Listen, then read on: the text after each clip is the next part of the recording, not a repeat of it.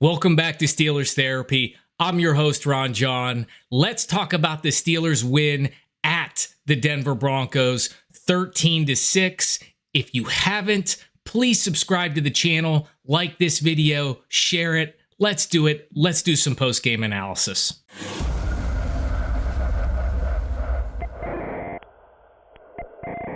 So the first thing I want to talk about is the fact that we are 2-0. And I just want to take a moment to pause and reflect on that and sort of where we were at the beginning of this season. And I think when we all looked at the schedule, we thought two things. One, the front part of the schedule was going to be easier. The second part was going to be harder. Number two, we have to start with 2 road games. And I don't care who the opponents are against. When you start the season with 2 road games and 2 road wins, that puts you in tremendous position for the rest of the season. The Steelers have 15 games left on this season. 8 games are at home, 7 games are on the road, and they're 2-0. If they go 8-7, the remaining 15 games, that puts them at 10-7. That should get them a wild card spot. So they're already ahead of the curve.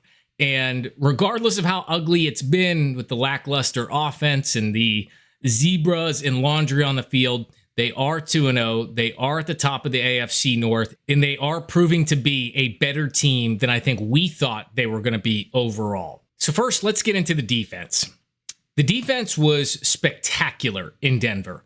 They gave up 6 points. Anytime you give up just 6 points, 2 field goals to an NFL team, that is a huge defensive success.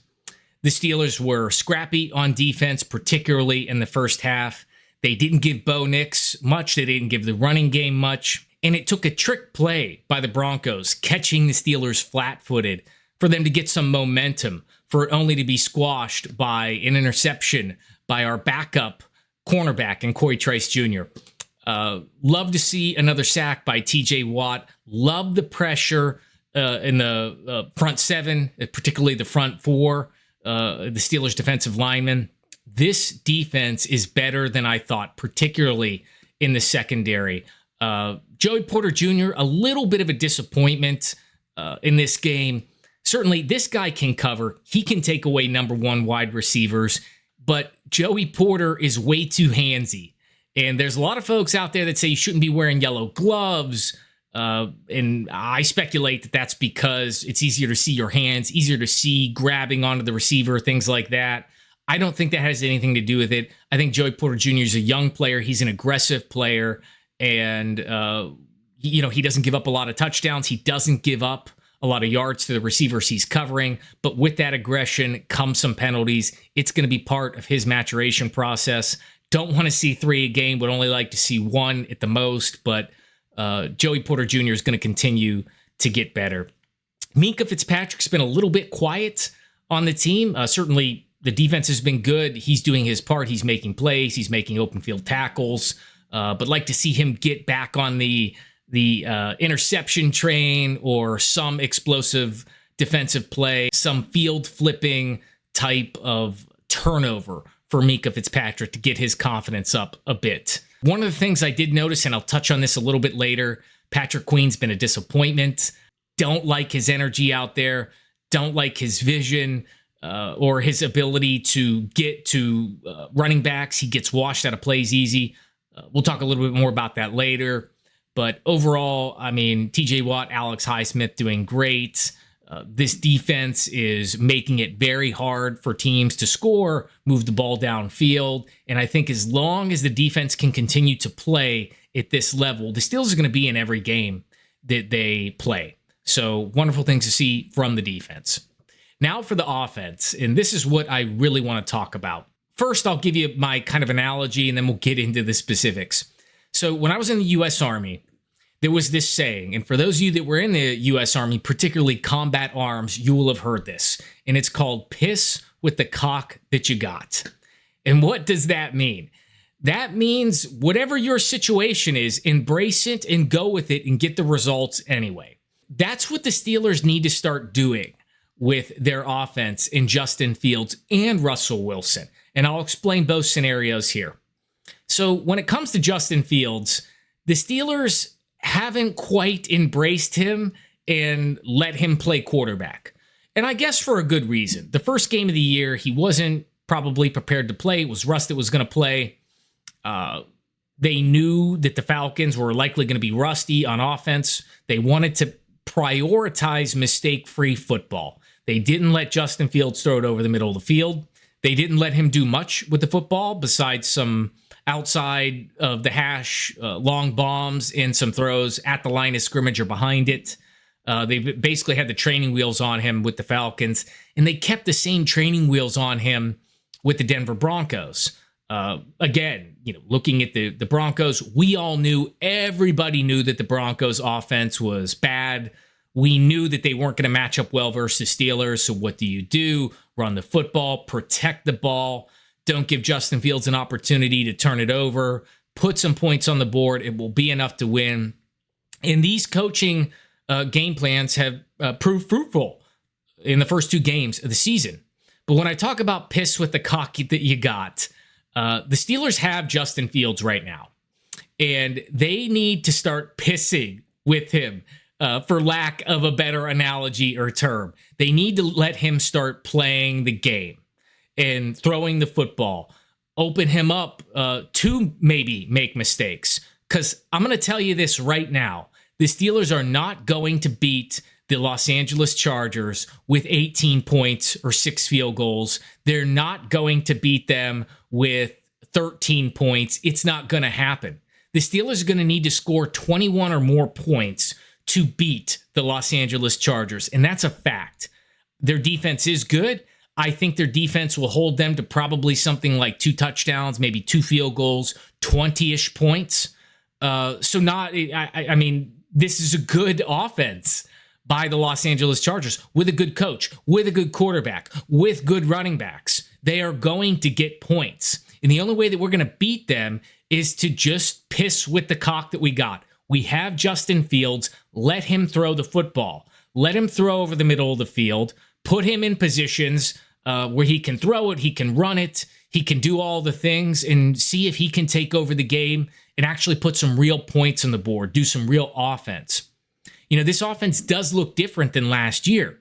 Looks improved from last year to a certain extent. But the results are the same. We're not scoring. We're not getting enough points. And that's ultimately what it's about, is the Steelers need to put points on the board. You cannot put points on the board and beat teams like the Broncos with a rookie quarterback and a bad offense, with a rusty Kirk Cousins and not a lot of weapons. You're not going to do that versus good teams. So we have a quarterback that has legs, that can run it. He's got an amazing arm. And we've seen what Justin Fields can do when it comes to long throws, outside the hashes or over the middle of the field. This guy can drop it in the bucket to these players. Let him do it. Let him keep doing it. I think through the first couple games, it's been a little bit difficult to assess Justin Fields because so many explosive plays by his arm have been called back by really... everybody uses the word ticky-tack. I don't want to overuse that word, but really gray area type of penalties that could go either way probably shouldn't have been called. You'd like to see him get those on the stat sheets. Some of these defensive pass interference calls, they don't go on a stat sheet anywhere. But Justin Fields has proven that he's a good down-the-field thrower. He hasn't really had an opportunity to throw it over the middle of the field much. But we need to start pissing with the cock we got with Justin Fields and let him play. So that's sort of the Justin Fields angle. As far as the Russell Wilson angle, I'm going to use the same term, piss with the cock you got. We have Russ. Now, if Russ is healthy and fully healthy and capable, let's play with him. Let's piss with Russell Wilson because we need to see what he has. We've seen what this team can do under Justin Fields, but it's been Justin Fields being handcuffed. It's been Justin Fields getting a lot of calls that doesn't go his way. And we need to see what this team can be offensively under Russell Wilson. If it looks anything near like what it's been under Justin Fields, then we need to sit Russ and keep playing with Justin. But maybe Russ can move this offense a little bit better than Justin Fields. We don't know. We don't know until we get Russ out there and see what he can do. We all know that Russell Wilson can play. You saw last year, I know that Denver Broncos fans try to make him out worse than he was. He's certainly better than what they've made him out to be, but we need to piss with the cock we got. We have Russell Wilson. If he is healthy, let's get a look at him. Let's play him. Now, I want to make one more point about Justin Fields as far as taking the handcuffs off of him for this next game, should he play if Russell Wilson isn't healthy. For those of you that may know a game, it's called Euchre. It's actually my favorite card game of all time. If you're familiar with spades and you don't know Euchre, they have some similarities, but the point of the game is you have a partner, you're playing against two other people, you all have 5 cards, you have to get 3 of the 5 tricks to get a point. If you get all 5, you get 2 points. If you get euchred, meaning you call it, meaning you think you're going to get 3 or more, and they get 3 or more, they get 2 points. And for those of you familiar, you'll likely understand this. If you're not, just try to follow with me. The thing about euchre and what makes great euchre players great is that they get euchred. They are aggressive. When they think they can get 3, when they feel like maybe even they think they can just get 2 and rely on their partner for a trick, you've got to make those calls, especially if you think that your hand is bad and they're going to get all 5 if they call it anyway. And some people see getting euchred as a sign of weakness in a player. Oh, they got euchred. Look at them. The best euchre players get euchred. You've got to be aggressive. It's the same way with Justin Fields. If you want to beat quality NFL teams and put points on the board, you're going to have to put him in situations where he could get intercepted. I know we want to hang on to the ball. I know we want to play mistake-free football. That is not going to work versus the Los Angeles Chargers. It's okay to get intercepted from time to time. It's okay to fumble the ball from time to time if you're being aggressive. And let Justin Fields throw the football. Guys, he is going to have a turnover at some point this season if he keeps playing. It's going to happen. And it's not the end of the world. But the reason that he hasn't turned the ball over the first 2 games is he's been heavily handcuffed. And we haven't needed to score a lot of points. Trust me when I tell you, Justin Fields has to be put in situations to be intercepted and to make big plays. That is how you have an explosive offense. Look at Patrick Mahomes. He's explosive, but he throws picks. Great euchre players get euchred. They don't sit back and not call things and play things safe and wait for the other team to beat them. That's how I think about Justin Fields. That's what we need to do. As far as the offense goes in the running game, look, I'm going to keep saying it every week. Jaylen Warren is a better runner than Najee Harris. They are doubling, tripling, quadrupling down on Najee because he's a first-round pick. You saw them do it with Broderick Jones. No reason to start him or put him in rotation with Fontanu. They did it anyway. Why? Because he's a first-round pick. It's what business owners do, guys. This is even more than Mike Tomlin and coaching decisions. This is ownership pressure. We invested in them. We need to give them a chance. We need to give them every opportunity because we invested in them. And it kind of clouds your mind and makes you do irrational things. Just because you spent money or draft capital on somebody doesn't mean that it was still a good decision. Doesn't mean you need to keep committing and keep trying. Look, Broderick Jones may be nursing some kind of an injury. It is good to maybe get him in from time to time, but there was no need to put him in that game. Bad coaching decision. A more bad coaching decision running Najee as much as we do and not Jaylen Warren. Again, Najee, I think 3.9 or 4 yards a carry. Nothing special. And then running Cordell Patterson. We need to be giving Jaylen Warren these runs. He is every run one close tackle away from breaking one. I don't know what this team is thinking. It's starting to piss me off. Somebody with some reason and logic needs to come into the decision making with the Pittsburgh Steelers. I would flip-flop it and give Warren a majority of the carries over Najee Harris. He is a bruiser. Harris can run the ball decently sometimes, but if this team wants to be serious, they need to give Jaylen Warren the football. The offensive line had some patches of playing well, and obviously some patches of not playing well. Broderick Jones was awful, putrid. He was putrid in the preseason. I know some people try to defend him and say things like, he hasn't been set up for success. They've been moving him around, Look, you still got to go out there and play. He looks stiff. He looks slow. He doesn't look interested. Terrible mistake after mistake after mistake. I know some of those calls were tough on him, but once you get beat, you've got a mobile quarterback. It's not like you're protecting Big Ben in his last few seasons. It's a statue back there, and you got to keep him from getting blasted. If you get beat, let him go. Justin Fields is going to roll out. Give Fields an opportunity to make a play. Don't take away what Justin Fields can do by holding on to that defender. Broderick Jones, not great, but ultimately, the offense played a lot better in the first half. You could see the momentum and how they were able to move the ball fluidly. You'd like to see them get another touchdown there. Some tough calls on Van Jefferson with that pick, which, that was not an obvious pick. Obviously, we know what he's trying to do, but those guys are all just running into each other at that point. There's nothing clear and obvious there. It's just a bad call on that would-be touchdown to Pickens. But the other thing I note is that the Steelers have a significant wide receiver 2 problem. I said this from the beginning. Go back, look at my videos. Van Jefferson's a 3, if not 4. Calvin Austin is too small to play and be significant. Some people are banking on Roman Wilson when he comes back to fill the void. But again, I don't, he's a second-round rookie. I don't see him being able to do a ton in his rookie year. I'd like to see the Steelers try to go after Michael Thomas, somebody else that could be a number 2. I don't know why they didn't pick up Juju Smith-Schuster. He's still 27. He knows the system. I think it could have rejuvenated him.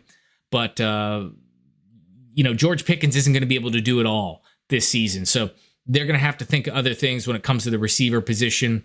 But overall, I like where the offense is headed. Certainly better than it would have been under Kenny Pickett. And, that's what we have for the offense. Now, I want to go back real quick to the Patrick Queen issue. So I've watched him the first 2 games, and Patrick Queen looks not good. He's not reading the field well. I don't know if it's because he's got the green dot, isn't used to the green dot, or if it's something else, but he is easily washed out of running plays. He's missing tackles. He looks kind of lazy out there. He does not look. He's playing like a cheap free agent pickup, not an expensive one. He needs to start playing his wage or acting his wage for a joke there, and he's not doing that. I know it's just the first 2 games of the season. We'll see if he starts playing better football, but right now I'm starting to think that the Baltimore Ravens got rid of him for a reason and may have gotten a good deal on this. Like to see Patrick Queen get better. I'll be watching him closely over the next few games. Next point here in punting with Corliss Waitman. This guy has a strong leg. He can punt the ball far, and that's good to see because Presley Harvin Jr. didn't have a strong leg and couldn't punt the ball far, so I like to see that. What I'm concerned with are the 3 touchbacks. I don't know enough about the mechanics of punting and being able to land a punt that either bounces straight up or bounces back, but his punts seem to bounce right into the end zone. I certainly know golfers, for those of you that like golf, golfers have a good ability to either put some backspin on that ball so it'll hit and it'll come back, to put little backspin so it'll kind of hit on the green and stay where it's at, or to not put any backspin on it and let the momentum of it going forward continue to push that ball forward, especially if you're playing on a links course or something like that. I assume there is some mechanics to it, and his precision punting isn't as good, and that's likely maybe why he's been shopped around to some different teams. So hopefully Danny Smith can work on our punting game with that. The next kind of point I'm thinking about here is, I know Pickens' stat sheet didn't blow us away, but Pickens is such a good receiver. This guy is coming up to be a top 10 receiver in this league. He is a number 1 receiver on the Pittsburgh Steelers, and he is going to want to get paid this offseason. So if you're Omar Khan, you really need to start thinking about how do we keep George Pickens? What can we get him for on a team-friendly deal? in what that's going to look like. His maturity does seem to be better. We'll see as the season progresses, but we can't let him go. Especially, we have no other receiving talent on this team. We've got to be prioritizing keeping George Pickens. Otherwise, we're going to be in for a mess in the future trying to find wide receiver talent. So good on George Pickens. This guy's awesome. Too bad that a lot of his great plays are negated by some of these really ticky-tack penalties, but it is what it is. So moving forward, the Steelers have the Los Angeles Chargers next week. And this game is going to be an actual litmus test of how good this team is or how good it isn't from both an offensive and a defensive perspective. We're up against a quality quarterback in Justin Herbert. We're up against quality running game in J.K. Dobbins and Gus Edwards. We're up against a quality coach in Jim Harbaugh. The Los Angeles Chargers are going to be the first true test of this Pittsburgh Steelers defense, and we're going to see what this defense is made of. They're going to be stressed on the back end, on the front end, and we'll really actually get a more in-depth look at the positional groups of the Steelers and how well they stack up going against the Los Angeles Chargers. The Chargers are a good defense too. They've got guys like Bosa. They've got a decent secondary. They're going to be, again, a tough team to play defensively. And the difference is, in this game, you can't just try to play mistake-free football, put up a touchdown or 6 field goals. The Steelers are going to have to score more than 2 touchdowns and probably 2+ field goals, because that's what I think the Chargers are going to be able to do against the Steelers. They're going to be able to put up 20-ish points. The Steelers are going to have to score 20 points or more in this game to win. And the only way that they're going to be able to do that is to take the training wheels off of Justin Fields. I hope they do it. I'm excited about this game. First game at Heinz Field or Acrisure Stadium. First true test of this team. And we'll see. We'll see who they decide to play at the quarterback position. I would love to see Russ. I want a look at Russ. But if he is not healthy, even a little bit, they need to start Justin Fields. We know what we have in Justin Fields. We know that we can play. You've heard Mike Tomlin say before, when you go through experiences with a quarterback like he and Justin Fields are going through, and they're going through experiences where they're winning, it is solidifying the relationship, establishing a rapport, giving them more to work with moving forward. So I think everybody feels more comfortable starting Justin Fields. But yeah, this is going to be a fun game to watch. Now on to the AFC North. The Steelers sit atop 2-0 with the Browns at 1-1 and the Bengals and the Ravens at 0-2. So here's what I'll say. Back to what I said about the Pittsburgh Steelers starting off 2-0. You got to be grateful for that, but you have to be equally grateful that the 2 best teams we thought in the league, well, I didn't think the Bengals were that good. I actually thought they were the worst team in the division, but a team like the Ravens to be 0-2, a team like the Bengals to be 0-2, and the Steelers to be 2-0, that puts us at such a significant advantage as the season moves forward. We really need to take advantage of that. Look, the Ravens are not going to keep losing games. They're going to win games. I think the Bengals will win some games too, but I don't think they're as good as what a lot of people think. They really struggle from an offensive line perspective. Jamar Chase is in his head about his money. And the team doesn't really have anybody else besides Joe Burrow, Jamar Chase. Certainly T. Higgins is a good receiver as well. But it's going to be tough going for the Bengals this year. And you've got the Cleveland Browns at 1-1. It's hard to tell who they are. They're going to go as far as Deshaun Watson is going to take them. But the Steelers have an opportunity to assert themselves here. If they can win and start off 3-0 and beat a quality opponent in the Chargers, I think a lot of people are really going to be starting to believe. But it depends on how we win. If we win another low-score game where the offense really can't get going, but the defense plays great, then I think it kind of cements the fact that this is who the Steelers are. They're the same team that struggles offensively, is just going to play great defense no matter who they play. But if they can put up 20-some points, play a little bit better offensively, I think it's going to give a little bit more hope in that this team can win in multiple ways. Because when you play teams like the Kansas City Chiefs, you're going to have to score. There's no other way to do it. So yeah, week 2 was a wild week. A lot of teams that we thought were going to be really good are not quite as good or had some really questionable losses. a lot of teams that we thought were not going to be good, like the Vikings and maybe Arizona Cardinals, ended up being looking actually pretty good at the start of the season. So it's still a young season. We're excited that we're 2-0, but we need to pump the brakes a little bit before we start doing victory laps. We've got a quality opponent coming up.